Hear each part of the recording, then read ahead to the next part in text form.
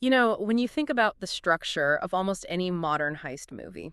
Like Ocean's 11. Exactly, or Inception, or even, a superhero team-up like the Avengers, La Formula is, well, it's pretty much identical. It is. You have this impossible task, and the only way to crack it is by putting together a team of hyper-specialists. Right. You need the face, the muscle, the hacker, the burglar. It feels like such a 21st century trope. You'd think so. But that blueprint, the actual source code for that specialist team idea, it was laid down centuries ago.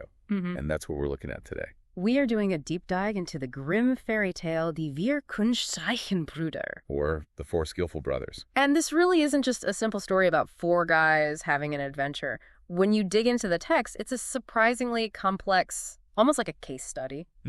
It's about skill acquisition, about the attribution problem, who gets the credit when a big project succeeds. Oh, absolutely. And how these completely unrelated skills can combine to manage, catastrophic failure. So that's our mission for this deep dive. We're going to deconstruct this not just as a fairy tale, but as a kind of study in specialization. Yeah, we'll look at how they get their superpowers, how those skills get stress tested, and the economic lesson at the end is, well, it's surprisingly pragmatic. So let's jump in. The setup. We've got a father, 4 sons, and the situation is, well, it's pretty dire. Oh, it's not a prince in a castle, not at all. It's a zero-sum start. The father gets his 4 sons together, and he's just brutally honest. He says, I have nothing to give you. No land, no money, no inheritance. Nothing. He just tells them, here's a walking staff, go out into the world, learn a trade, and see how you get by. It's the ultimate sink or swim moment. He's basically outsourcing their education to the world. He is. He's saying, go get a skill because I can't give you any assets. And he sets a really strict timeline, which is, interesting from a project management standpoint. Right. What was it? They walk to a crossroads, and the eldest brother decides they'll separate, but they will meet back at that exact spot in exactly 4 years. 4 years. That's a university degree. They're off to get their master's in the field. Pretty much. So let's track this, because this is where the magic really comes in. Brother number 1. He meets a man who offers to teach him to be a thief. And the brother's first reaction is a hard no. He's got a moral compass, or at least a survival instinct. Yeah. He says, that's not an honest trade. The end of that song is usually swinging from the gallows. He doesn't want to get hanged for a loaf of bread. He's risk-averse. But the mentor, and this is the crucial part, he reframes the whole job. How so? He says, don't worry about the gallows. I will teach you how to retrieve what no one else can get, and to do it so no one can ever trace it back to you. So this isn't about being a pickpocket. This is high-stakes infiltration, asset recovery. Exactly. The text says he becomes so masterful that nothing was safe from him if he once decided he wanted it. He's the ultimate infiltrator. Okay, so that's 1. Brother number 2 goes down a different path. He meets someone who suggests he become a stargazer, an astronomer. And this pitch is all about information. The mentor tells him, nothing is better than this, for nothing remains hidden from you. And there's a tool involved here, right? A piece of tech. Yes. When he graduates, he gets a telescope. But this isn't for looking at the moon. The master says, with this, you can see what is happening on Earth and in heaven, and nothing can remain hidden from you. It's total surveillance. He's the intelligence officer. He can see through walls, across oceans. Precisely. He provides the data for the others to act on. So then we have brother number 3. He becomes hunter. Right. Finds a huntsman, does an apprenticeship, he learns the whole trade. And his graduation gift is a rifle, a bootsa. And what's the guarantee on this thing? It's absolute. The master says it never fails. Whatever you aim at, you will hit for sure. So it removes error. It's a deterministic weapon. He pulls the trigger, he hits the target. That's the precision strike roll. Correct. Now, the 4th brother, the youngest, he's the most interesting to me because he fights it. A man asks him to be a tailor, and the boy just complains. He says, not really, and goes on about, sitting crooked all day, pushing a needle back and forth. He thinks it's just drudgery. Which, to be fair, is probably a good description of medieval tailoring. It's not glamorous. No, it's not. But the mentor uses the same tactic as the thief's mentor. He reframes it. He promises him a completely different kind of tailoring. And the tool he gets? The needle. This is where the story's physics just completely break. They really do. He gets a needle that can sew anything together, whether it be as soft as an egg or as hard as steel. And the result is seamless. Completely seamless. He can sew it so perfectly that no seam is visible anymore. It just becomes one solid piece again. He's not just making pants, he's doing some kind of molecular welding. Right. So 4 years are up. They meet at the crossroads, go home to their father, and now it's time for the proof of concept. The audit. The audit, yes. The father needs to see if this was all a waste of time, so he runs a live simulation. Okay, what's the test? They're all sitting under a tree, and he spots a tiny chaffinch nest way up at the top. So phase 1, assessment. He asks the Stargazer, how many eggs are in there? And the Stargazer just pulls out his telescope. No climbing. Nope. He looks and says, there are 5. Data acquired. So phase 2 is retrieval. He tells the thief to get the eggs, but without the bird noticing. This is the stealth check. The thief climbs the tree, slips his hand under the brooding mother bird. And she doesn't even move. Doesn't flutter a feather. He takes all 5 eggs and brings them down to the table. And this next part is just bizarre. The father arranges the eggs on the table, one in each corner and one in the middle. An impossible arrangement to hit with one shot. You can't draw a straight line through all those points. And the story even admits it, right? It kind of winks at you. It does. The hunter takes his rifle, fires one shot, and hits all 5 exactly as demanded.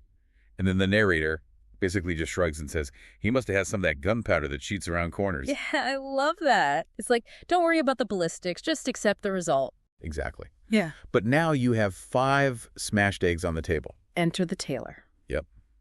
The father tells him to sew the eggs and the little chicks inside them back together. This is biological microsurgery. It is. And he does it.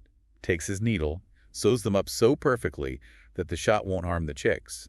Then the thief has to go put them back under the mother bird. And it works. The surgery holds. It holds. A few days later, the birds hatch.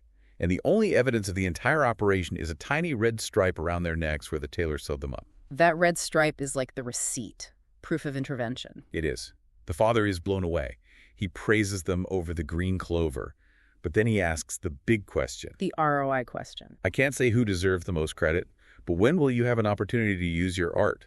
He knows this is a parlor trick. They need a real-world problem. And right on cue, the market provides one. Instantly. News comes that the king's daughter has been kidnapped by a dragon. High stakes, high reward. The king says whoever rescues her can marry her. And the brothers know this is their moment, their IPO. They go to the king, get a ship, and set off. Okay, let's break this down tactically. Phase 1 has to be intelligence. The Stargazer. He scans the horizon with his telescope and finds her immediately. She's on a rock way out in the sea. And the dragon. Right there with her, but it's asleep, with its head in her lap. Okay, so they have the location, they sail there. Phase 2, extraction. They get to the rock, but now there's a problem. What's that? The hunter has a clear shot, but he holds his fire. He says, I dare not shoot, for I would kill the beautiful maiden at the same time. Good trigger discipline. A sniper who knows when not to shoot. Exactly. So the thief steps up. I will try my luck, he says. And he creeps in so gently and steals her right out from under the dragon's nose. The monster just keeps snoring. Wow. So they get her on the boat and they take off. They do. And that's phase 3, the pursuit. The dragon wakes up. He wakes up, sees she's gone, and he is furious. Takes to the air, catches up to the ship, and he's hovering right above them, about to dive. But now the hostage is clear. The hunter has his shot. He does. He shoulders the rifle, shoots the dragon directly in the heart. One shot. Threat neutralized. Mission accomplished. Except this triggers a black swan event, something nobody planned for. The dragon is huge. When it dies in midair, it just falls. Right on top of their ship. And smashes it to smithereens. So they won the battle but lost their ride home. They're all floating in the ocean on bits of wood. They're going to drown. And this is where the story shifts. It's not an action movie anymore. It's a story about resilience. Because it's not the hero with the gun who saves them now. It's the tailor, the reluctant infrastructure guy. He is not lazy, the text says. He grabs his magic needle, pulls a few big planks together with some large stitches to make a raft so they can all get out of the water. A temporary solution. Just to get them stabilized. Then he gathers all the pieces of the ship, the hull, the mast, everything, and he sews the entire thing back together. While they're floating in the middle of the ocean? Incredibly fast. They're back under sail and heading home. Mission well and truly accomplished. Princess is safe. But now we come to the big problem, the attribution problem. The king is overjoyed, but the prize was marriage. There's only one princess, but there are 4 brothers. And the team fractures.